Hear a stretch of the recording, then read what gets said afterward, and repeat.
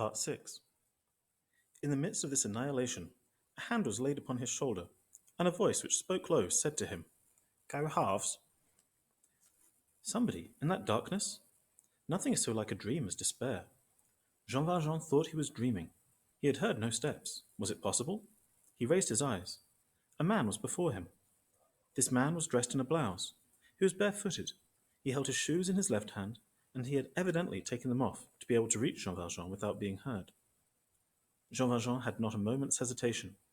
Unforeseen as was this encounter, the man was known to him. This man was Thénardier. There was a moment of delay. Jean Valjean perceived immediately that Thénardier did not recognize him. They gazed at each other for a moment in this penumbra, as if they were taking each other's measure. Thénardier was the first to break the silence. "How are you going to manage to get out?" Jean Valjean did not answer. Thénardier continued. "Impossible to pick the lock. Still, you must get away from here." "That is true," said Jean Valjean. "Well, go halves." "What do you mean?" "You've killed the man. Very well. For my part, I've got the key." Thénardier pointed to Marius. He went on. "I don't know you, but I'd like to help you. You must be a friend." Jean Valjean began to understand. Thénardier took him for an assassin. Thénardier resumed. "Listen, comrade. You haven't killed that man without looking to see what you had in his pockets. Give me my half. I will open up the door for you." And drawing a big key, half out from under his blouse, which was full of holes, he added, "Would you like to see how the key of the fields is made? There it is." Jean Valjean remained stupid. The expression is the older Corneille's. So far as to doubt whether what he saw was real. It was Providence appearing in a guise of horror, and the good angel springing out of the ground under the form of Thénardier. "Now, finish the business. Let us divide. You have seen my key. Show me your money." Jean Valjean felt in his pockets. He had only some coins in his waistcoat pocket.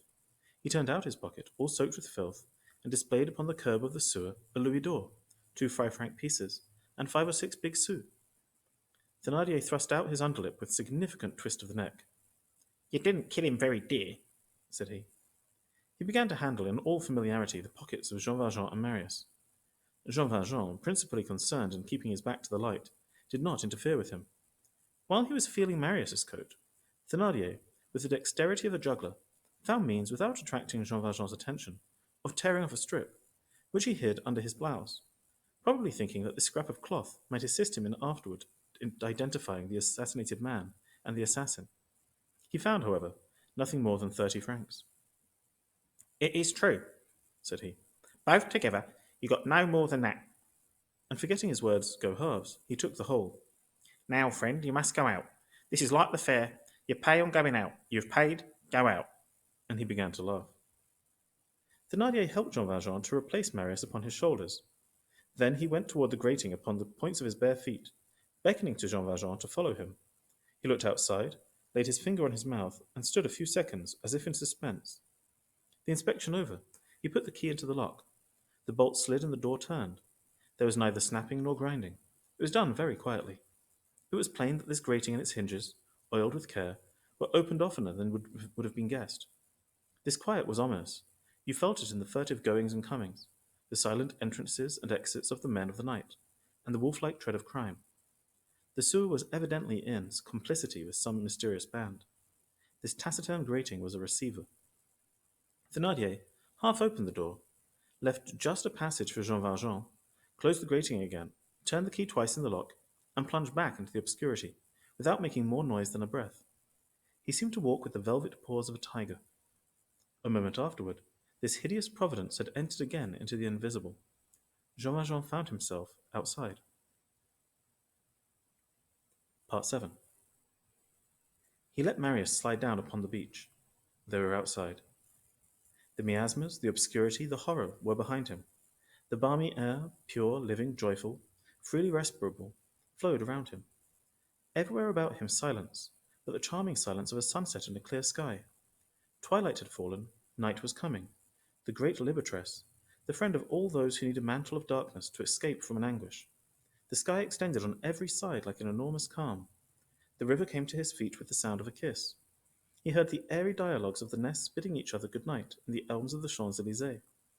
A few stars, faintly piercing the pale blue of the zenith, and visible to a reverie alone, produced their imperceptible little resplendencies in the immensity. Evening was unfolding over Jean Valjean's head all the caresses of the infinite. Jean Valjean could not but gaze at that vast clear shadow which was above him. Pensive, he took in the majestic silence of the eternal heavens, a bath of ecstasy and of prayer.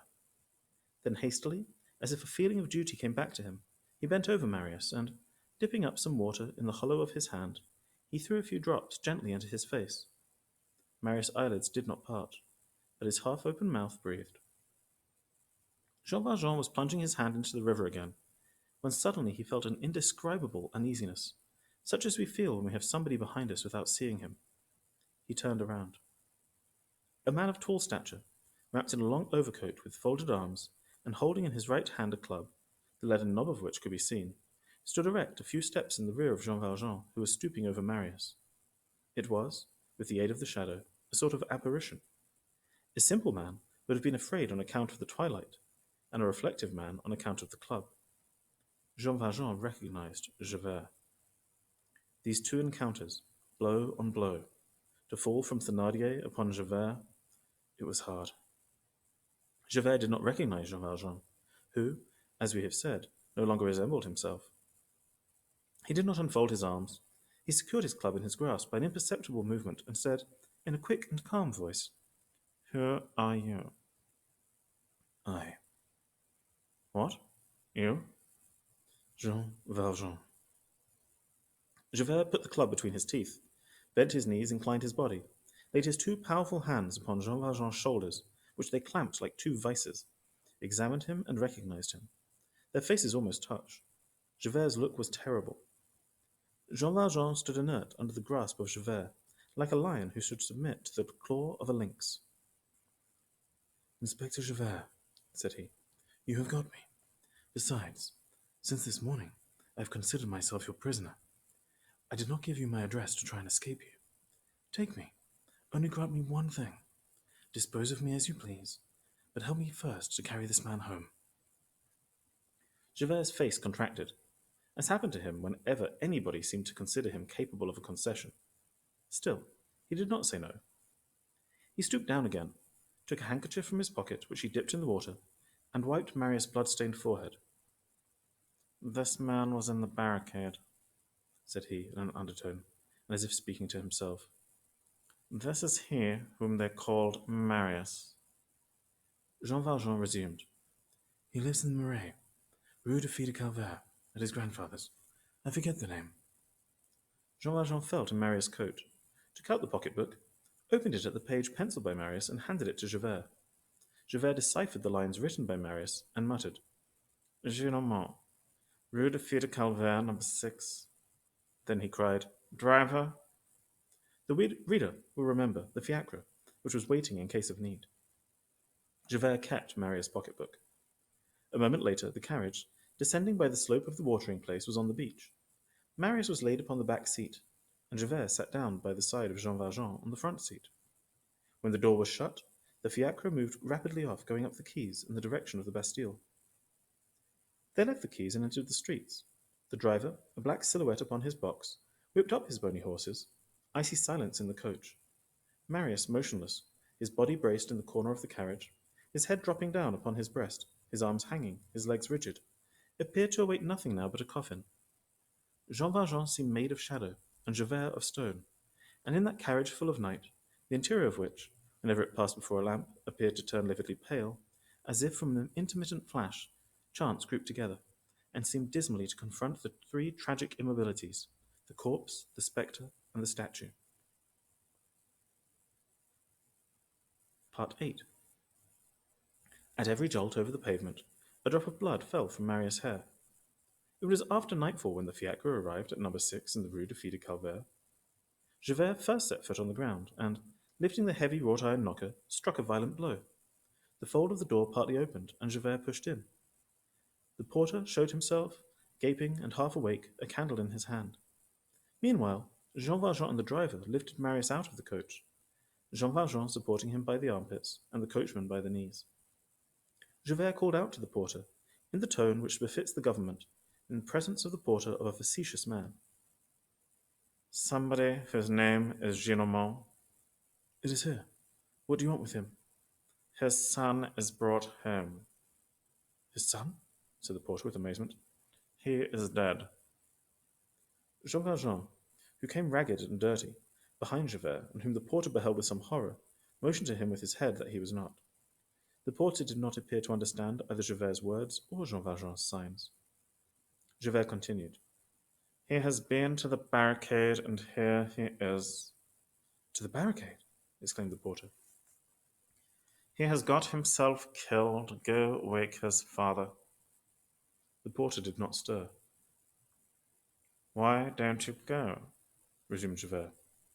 The porter merely woke Basque. Basque woke Nicolette. Nicolette woke Aunt Gillenormand. As to the grandfather, they let him sleep, thinking that he would know it soon enough at all events. They carried Marius up to the first story, without anybody, moreover, perceiving it in the other portions of the house, and they laid him on an old couch in Monsieur Gillenormand's antechamber. When Basque went for a doctor, and Nicolette was opening the linen closets, Jean Valjean felt Javert touch him on the shoulder. He understood, and went downstairs, having behind him Javert's following steps. The porter saw them depart as he had seen them arrive, with drowsy dismay. They got into the fiacre again, and the driver mounted upon his box. Inspector Javert, said Jean Valjean, grant me one thing more. What? Asked Javert roughly. Let me go home a moment. Then you shall do with me what you will. Javert remained silent for a few seconds, his chin drawn back into the collar of his overcoat.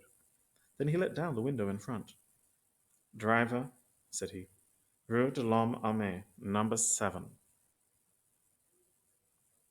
Part 9. They did not open their mouths again for the whole distance.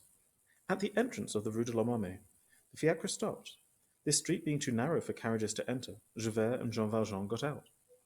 Javert dismissed the fiacre. Jean Valjean thought that Javert's intention was to take him on foot to the poste of the Blanc Manteau, or to the poste of the Archives, which are quite nearby. They entered the street. It was, as usual, empty.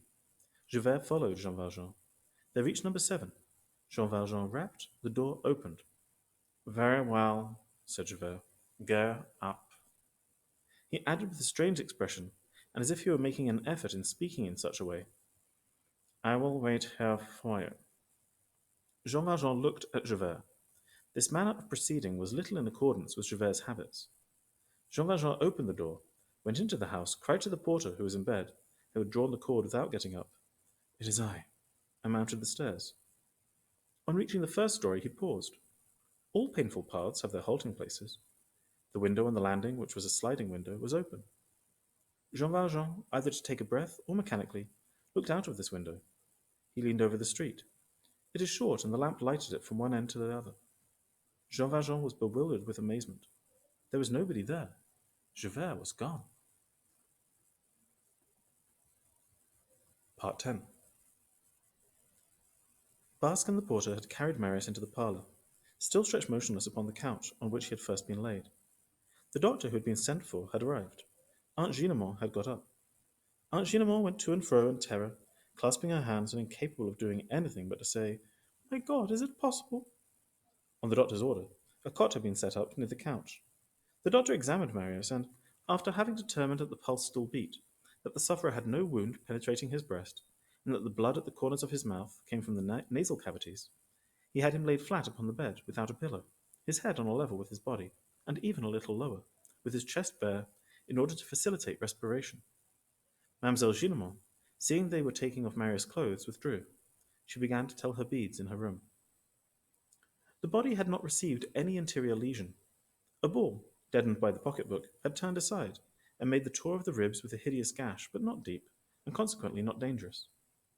The long walk underground had completed the dislocation of the broken shoulder blade, and there were serious difficulties there. There were sword cuts on the arms.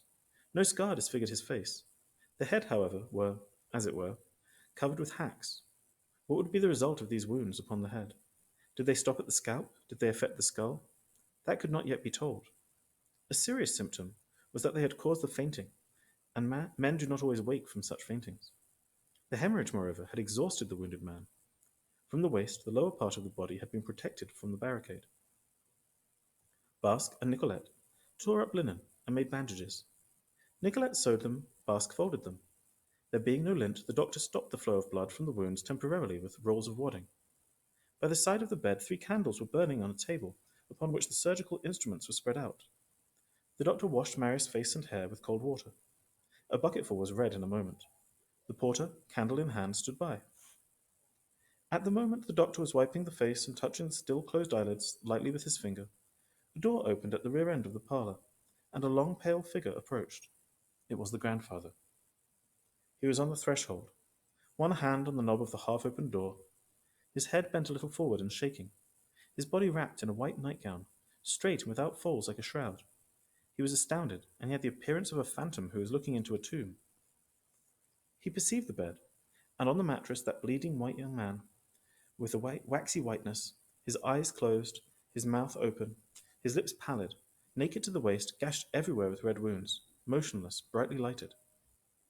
The grandfather had, from head to foot, as much of a shiver as ossified limbs can have. His eyes, the corneas of which had become yellow from his great age, were veiled with a sort of glassy haze. His whole face assumed in an instant the cadaverous angles of a skeleton head. His arms felt pendant, as if a spring were broken in them, and his stupefied astonishment were expressed by the separation of the fingers of his aged tremulous hands. His knees bent forward, showing through the openings of his nightgown his poor naked legs bristling with white hairs, and he murmured, "Marius?" "Monsieur," said Basque. "Monsieur has just been brought home. He has been to the barricade and—" "He is dead!" cried the old man in a terrible voice. "Oh, the brigand!" Then a sort of sepulchral transfiguration made the centenarian as straight as a young man. "Monsieur," said he, "you are the doctor. Come, tell me one thing. He is dead, isn't he?" The physician, in the height of anxiety, kept silence. Monsieur Gillenormand wrung his hands with a terrific burst of laughter. "He is dead. He is dead. He got killed at the barricade in hatred of me. It is against me that he did this. Ah, the blood drinker. That is the way he comes back to me. Misery of my life. He is dead." The physician, who began to be anxious on 2 accounts, left Marius a moment and went to Monsieur Gillenormand and took his arm. The grandfather turned around, looked at him with eyes which seemed swollen and bloody, and said quietly, "Monsieur, I thank you. I am calm. I am a man. I saw the death of Louis XVI. I know how to bear up under events. There is one thing which is terrible. To think that it is your newspapers that do all the harm. You will have scribblers, talkers, lawyers, orators, tribunes, discussions, progress, light, rights of man, freedom of the press, and this is the way they bring home your children for you. Oh, Marius, it's abominable. Killed, dead before me. That is a child I brought up. I was an old man when he was yet quite small. He played the Tuileries with his little spade and his little chair, and so that the keeper could not scold with my cane, I filled up the holes in the ground that he made with his spade. One day he cried, 'Down with Louis XVIII,' and went away. It's not my fault. He was all rosy and fair. It was such a head as you see in pictures. I spoke to him in my gruff voice. I frightened him with my cane, but he knew very well it was for fun. In the morning, when he came into my room, I scolded, but it seemed like sunshine to me. You can't defend yourself against these brats. They take you, they hold on to you, they never let go of you. The truth is that there was never any amour like that child. Now, what do you say of your Lafayette, your Benjamin Constant, and of your Secure de Courcelles, who kill him for me? It can't go on like it." He approached Marius, who was still livid and motionless, and to whom the physician had returned, and he began to wring his hands. The old man's white lips moved as if mechanically, and made way for almost indistinct words, like whispers in a death rattle, which could scarcely be heard. "Oh, heartless! Oh, clubbist! Oh, scoundrel! Oh, Septembrist!" At this moment, Marius slowly raised his lids, and his gaze, still veiled in the astonishment of lethargy, rested upon Monsieur Gillenormand. "Marius!" cried the old man. "Marius, my darling Marius, my child, my dear son, you are opening your eyes. You are looking at me. You are alive. Thanks." And he fell, fainting.